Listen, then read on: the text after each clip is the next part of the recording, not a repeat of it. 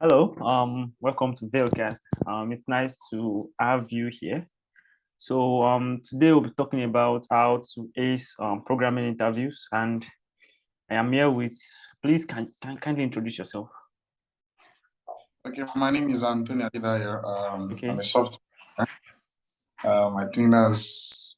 Is there anything you want me to say about myself now? Just give a background or something about yourself, like what you do, and also. Okay. So I started programming probably 10 or 9 years ago, and Okay. it has been fun. I started with PHP and HTML and Okay. CSS. Then I got advanced to using Java to build mobile applications and later on building using Java to build web application using Spring Boot framework. And then I currently use C Sharp now to build desktop applications. Yeah. So Awesome. Awesome. So 9, 10 years experience is actually it's actually wide. It has been a journey. So how has it been so far? Like how has been the journey so far? yeah, it has been fun. It has been fun. Programming gives you this ability to create and build stuff. Um, For sure. to me, it feels like a superpower. So Okay. to me, it has been fun. Okay. And So like, in your 10 years of experience, like how many languages can you say you have actually worked with in your 10 years of experience? uh, yeah, let me see. Usually, if I start counting now, Okay. let me start writing Q Basic, written Visual Basic, C Sharp, Wow. C plus, and not all of them. I didn't really dive deep into all of them, Okay. but most of them. So I've written Java. I'm still writing Java, PHP, C Sharp, Okay. this okay, JavaScript and JavaScript. I think I can Python. So those are the languages I've written, program languages I've written. So Awesome. I think if you can, maybe 6 or 7 or like Oh, that, yeah. oh yeah, the boss. Oh. Okay. Okay. So now, the main focus of today's interview is talk about how to waste programming interviews, because programming interviews are quite different from all other interviews. Even some interviews in the tech space, they are different from programming interviews, from the preparation to the live coding to probably take home assessment and all sorts. So I would like to talk about how to prepare for programming interviews. What are the things to expect, the do's and don'ts, and anything practical that actually pops up. So like let's just be practical about it. So yeah. Yeah, me personally, whenever I'm preparing for any programming interview, Okay. all I do is prepare like depending on how some interviews you get, you have the option of selecting how close you want to interview to be maybe a week time or 2 weeks time. I try to like take my time. You get depending on how large the company is. So basically, I take at least not less than not 2 weeks. I prepare, like when I mean I prepare, I read, I study, I go through some of my own materials, and basically what I do, some programming sections they will tell you, or some interview section they will prepare you ahead that okay fine, we'll be having a live coding section with you, or some will tell you that all they need in that particular interview is just technical questions. Okay. So depending on I try to ask questions, okay fine, this particular interview, what is going to be a cultural interview or just live coding, or it's going to be more of technical questions.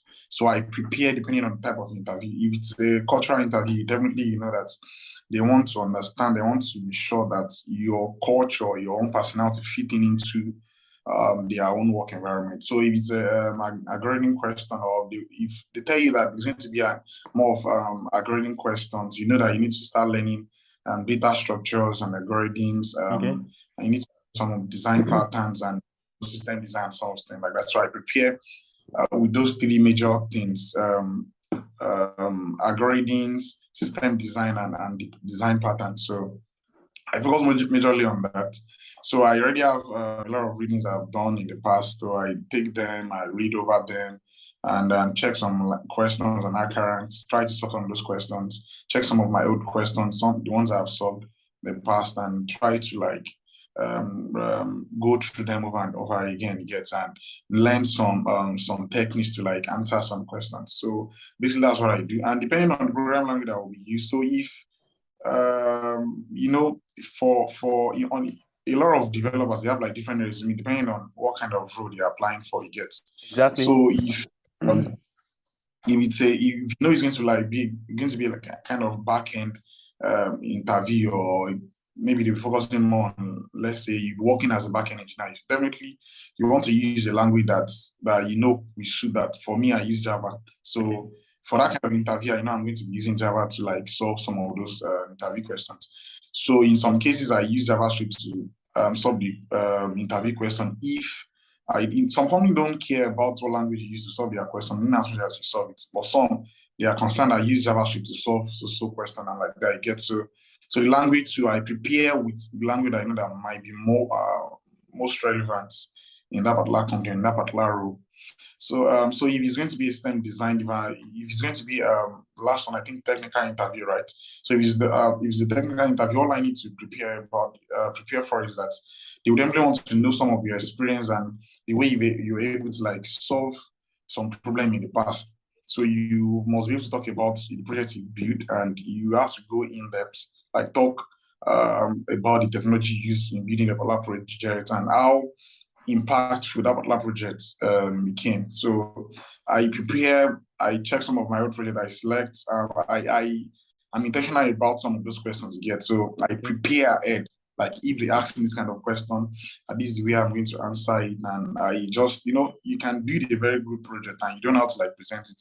Exactly. So I make some of the key aspects of that particular project. So I talk on the major aspect or the key aspect in that particular project.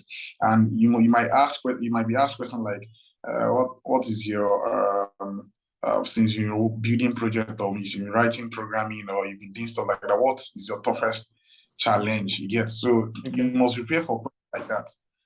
So if it's a technical interview, so I try to like prepare ahead and check some of my recent experience, and some of the toughest one, the easiest one, the most relevant one, the impacts some of those questions, those projects were able to make.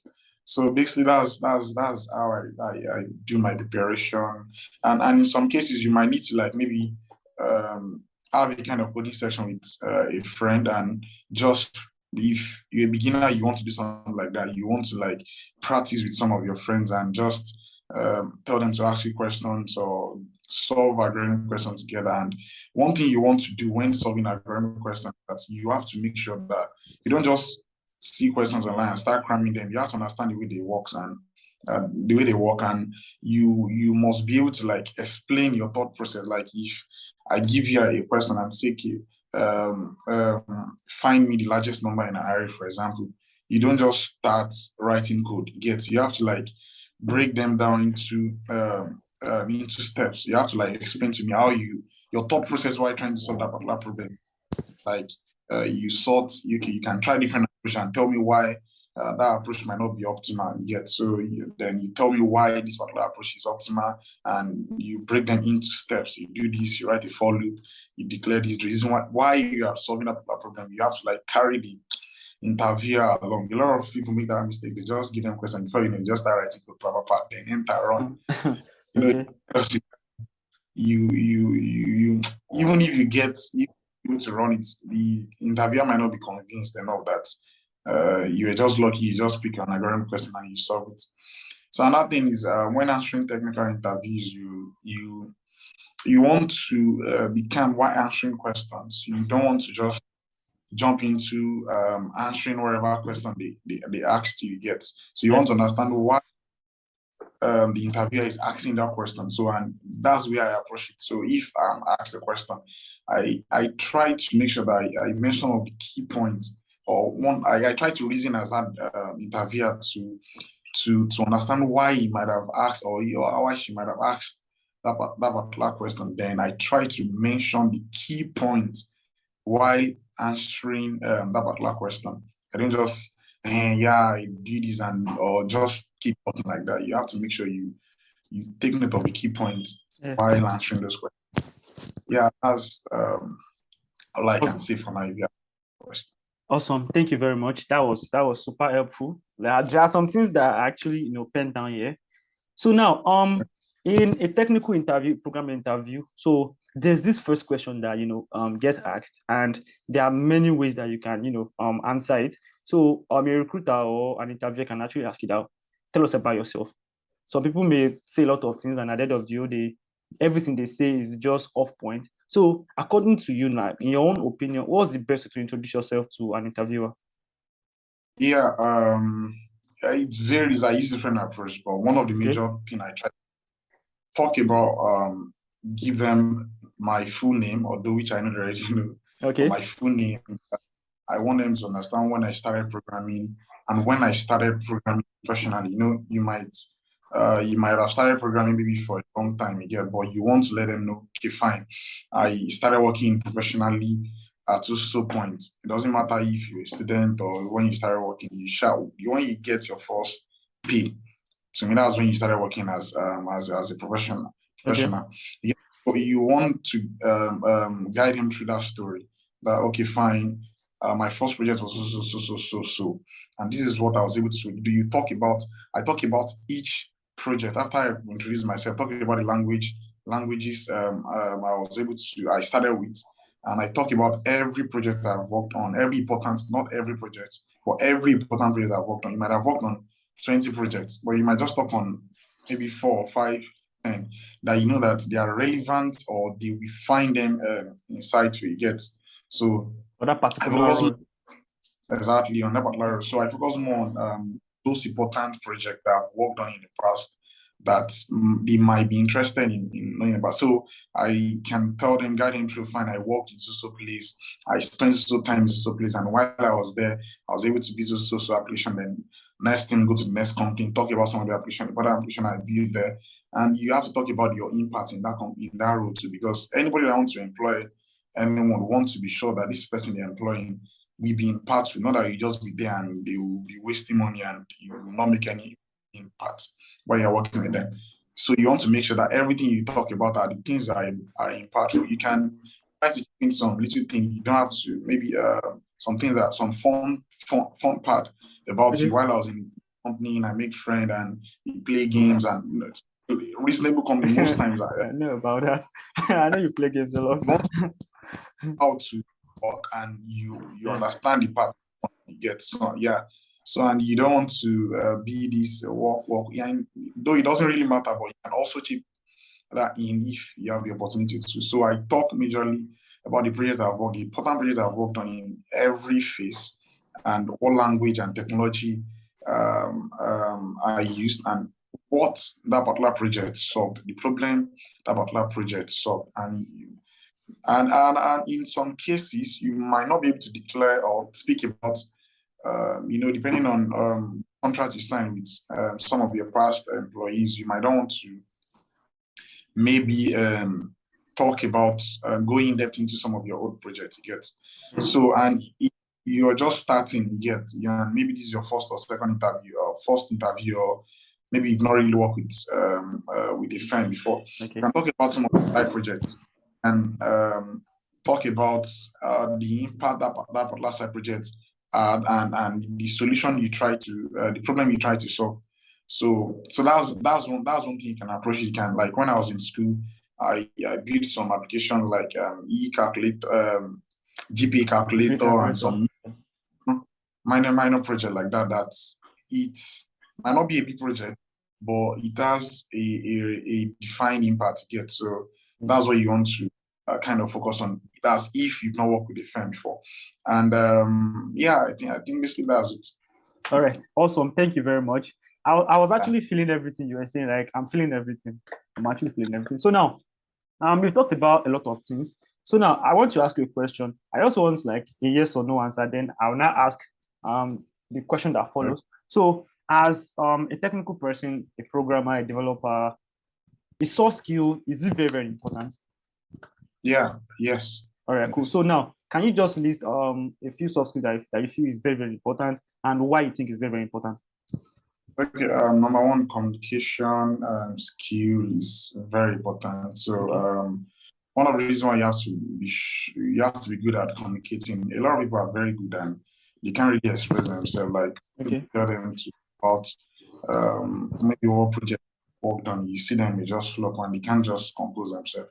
So the way you can do that is, number one, you can practice. You get practice with friends, practice with yourself. Like try to like you might be a programmer, you might be very good, and you have to learn how to like pitch yourself, like promote yourself with your own mouth. You get, so there's a way. There are ways you can read books, you can watch videos, you know, after you watch those videos, you can try to communicate with other people, like interact with other people and see how much you're improving, you get. So basically most times when you might, maybe when you start doing interviews, you might start developing some of those skills, you get. And when you start interacting with people and you start talking in meetings and giving pitches in place, but you must be intentional about learning how to present yourself, you get. It's very important. You always keep learning. You always keep learning. You might just learn one thing that is not going to do it this way. You have to do it this way, like that. You know, that one is very important. And two, you don't know how to use. Maybe I can call it relationship skills. I don't know if that's a skill. It's very important. Okay. The way you relate with your colleague at work is very important. You might be a good programmer, but you have a bad way of relating with people, and people don't just want to like work with you because they see you as a very difficult person to get. So you don't want to be that kind of person. And you start noticing that a lot of companies like encourage you to like encourage teammates to like let their other teammates know if they are doing things that they don't really appreciate to get. But you have to find a way to check yourself too and be sure that fine, you are not that person.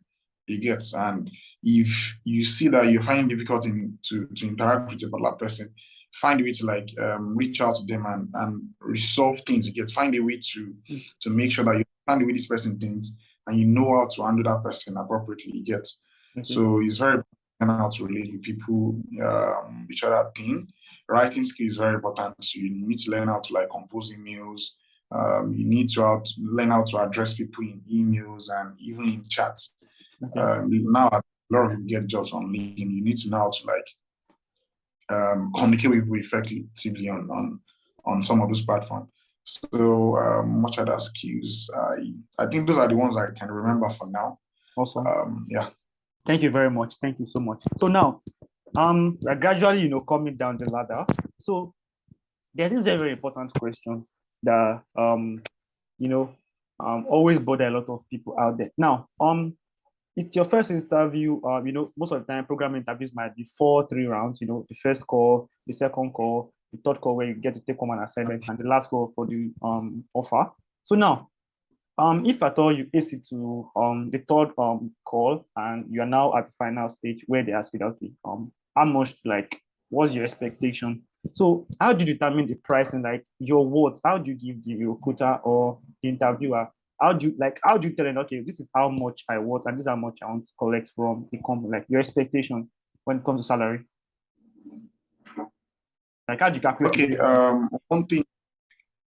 Yeah, so one thing you might want to do is before you start applying for a particular company, you should try to reach out or join platforms that can give you an idea each level ends you get. Okay. So in most cases, you see, I think Glassdoor can get some information. So you want to have an idea of how much they pay for that particular role. If you get that before you apply for the job, while you're processing or when you are sure that you're getting to that stage, you must try to find out a range. You might not get a fixed price, but you definitely get the range. Okay. And there are companies like there are applications like Blind that you can get some of this information also from. So that will kind of help you not to either overprice you get. So you don't like drop a price that and all that doesn't mean that because a lot of people shoot themselves. Like I'm not being some companies consider how much you earn before. Some companies consider how much you earn before, how much you're earning before. They might, although it's not really ideal because they should not care about what you're earning before. They should be concerned about how much they pay that particular role, and in most cases that's what should be. But in some cases, they might be concerned about how much you earn before. So you want to make sure that you have to be honest in that case. And let's say you might be requesting for times 2 or times 3 of wherever they're offering, or wherever you're earning before. And you want to make sure that you can convince them that you really want it. If you are really good and they know that out of all the people that they've interviewed, they will definitely go for it. So what I do is I try to like find out how much they pay in that particular company, and I try to not overdo it. You might be requesting for a ridiculous amount, and just because you want to get times 2 or times 3 or whatever you're earning before, you end up losing that particular offer, and you might be good and they might really want you, but if you are requesting for an amount that you are not sure if it's big or less, you might try to maybe negotiate. Okay, but if you are sure that okay, fine, whatever you're requesting for is kind of big, I try to like tell them that you're open to negotiation. So you request for let's say you're applying for a job and you're requesting for, let's say, 1M, for example, and you are thinking that okay, fine, there's a chance that they pay their developer 500 or 600K. You want to tell them that you're open to negotiation. Do you get? Yeah, I understand. Or it's always good you find out how much they earn, how much they pay their developers before you apply, or why you are applying, is before you answer that particular question. And in some cases, some people advise you that you can tell them that okay, they should give you a range of how much they pay that particular role. Like, how much do you pay that particular role? Like, tell me, let me know. In most cases, they should be able to share that information with you. Or in the case where they can't share that information with you, then you have to use other strategies, because it's a very tricky question and you can end up shooting yourself. Yeah, very, very tricky. Very, very. Most of the time, once I don't know how much they pay, because some of the time, all this company, maybe they're just trying to like fill up that role, so they don't have a budget yet. So I tend to, I'll tell them, okay, for now I don't have any figure in my mind, so just give me like probably a day or two, and I'll reply you via email. Most of the time, that's what I said. Yeah, that one is very good too, especially when they're asking you in a time that you're not prepared. Yeah. So you just have to be sure. In fact, you must be prepared for that kind of question. If I'm applying for a company, I want to know how much it's going to pay me before because that's what that might be what will motivate me in the first instance to get wherever they're paying, and maybe whatever impact they are going to make to my career to get. So those two things. All right, thank you very much, sir. Thank you so much. So now, one last question is just, a very, very small question. At the end of interviews, programming interviews, and also, so the interviewer may ask you that, do you have any question for me or anything that you want to ask me? So what do you think should the person that's being interviewed? So what should you ask your interviewer? Like, it might be something playful, it might be something serious, and also. Yeah, so basically for me, what I ask about their technology they use. Okay. And you can also ask how do you think you joining, or how do you think that company can help your career growth? Do you get? Yes. So it's very important that you join a company and you find out that you just they might be paying you a reasonable amount, but you just find that you're not really growing career-wise. That can affect you. You might think that, oh, fine, great, but it can affect you in the long run, because you just find that you're not keeping up with some of the latest technology and you're not relevant in a few years or few months. So I ask you something like, okay, fine, what technology do you use, and how can your company help my career growth? Do you get? Like, yeah, I know that I have to offer, I have some of those things, like, how will your company help my own personal career growth? Because it's a very important question. Awesome. So, and also ask them about their culture. Okay, that's very important. Yeah, their culture, like, is it all about work? Do they have fun? How did they have fun? Like, because you don't want to join a company that all they do is work. They don't like bond with your team, and a lot of people like join that kind of company, but at the long run, you find that it can affect your own productivity at times. You get, so when you bond properly with your teammates, it boosts your productivity. Awesome. Thank you so much. Thank you for answering these questions. And I'm sure everybody watching this video right now have gained one or two. There's something I would just like to chip in. So when I'm trying to interview at a company, most of the time they do background check on people, ask around, confirm if everything your CV checks out and all sorts. So I also I also do my own background check on my interviewer, because it tells me to know who I'm actually coming to speak with.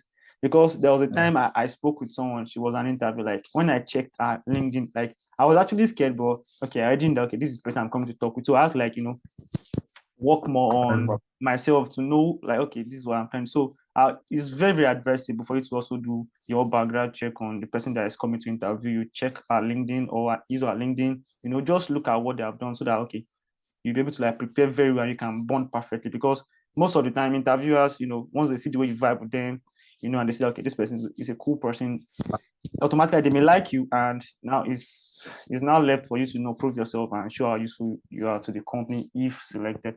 So thank you so much, and thank you so much for joining this call. It was very, very educative, informative, and it was so nice to see your face. Awesome. Thank you so much. Yeah.